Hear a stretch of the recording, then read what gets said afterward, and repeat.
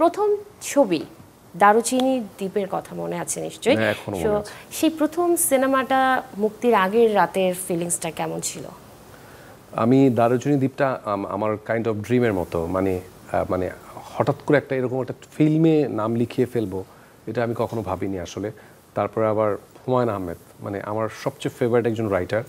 তো শুটিং শুরু হওয়ার আগে থেকেও ঘুমাতে পারিনি, যেদিন রিলিজ পাবে সেদিনও ঘুমাতে পারিনি। হলে যখন গিয়েছি তখন দেখতে দেখতে একটা সময় ঘুমিয়ে গিয়েছিলাম। সো আমার ঘুমটা ভেঙেছে ছবি রিলিজের পর। সো ওই মোমেন্টগুলো বা ওই শুটিংয়ের টাইমগুলো আমরা যারা একসাথে কাজ করেছিলাম সেই সেন্ট মার্টিনে, ওগুলো আমার কাছে এখনও এই কোশ্চেন যতবার কোশ্চেন হয় ততবার আমি একটু মানে কি বলো এটাকে, ওই সময় ফিরে যাই আসলে। ক্যামেরার সামনে প্রথম দাঁড়ানোর আগে কেমন এক্সপিরিয়েন্স ছিল বা কেমন অভিজ্ঞতা ছিল, অনুভূতি? একদম লাইফে ফার্স্ট যখন ক্যামেরার সামনে দাঁড়াই সেটা আমার এখনো মনে আছে। এটা ডিজোসের বিজ্ঞাপন ছিল, গাজী শুভ্রর ডিরেকশন। ওটা ছিল আমার লাইফের ফার্স্ট ক্যামেরার সামনে দাঁড়ানো। তখন তো আমি অনেক ছোট। হ্যাঁ, আমি এই জন্যই জানতে চেয়েছি বেসিক্যালি। তখন আমি স্কুলে পড়ি, আমি কখনো কাজ করিনি, এটার কোনো এক্সপিরিয়েন্সও ছিল না।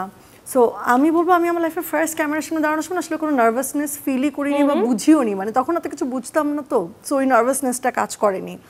জাস্ট গিয়েছি, ডিরেক্টর যা যা বলেছে তাই তাই করেছি, তখনও পর্যন্ত ওই ফিলিংসটা গ্রো করেনি।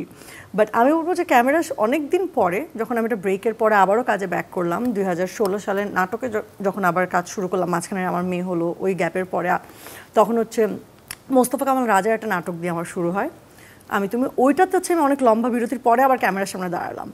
ওই ক্যামেরার সামনে দাঁড়ানোর সময় আমার খুব নার্ভাস লেগেছিল, মানে মানুষের কাছে যখন গল্প শুনি যে প্রথম ক্যামেরার সামনে খুব নার্ভাস লেগেছে, আমার ছোটবেলা না ওই সময় নার্ভাসনেসটা বুঝতে পারি, আমি পরবর্তীতে এসে তখন আমার লেগেছে। কিন্তু একটা দুটো সিন করার পরে আবার মনে হচ্ছে যে না, I was never missing from here.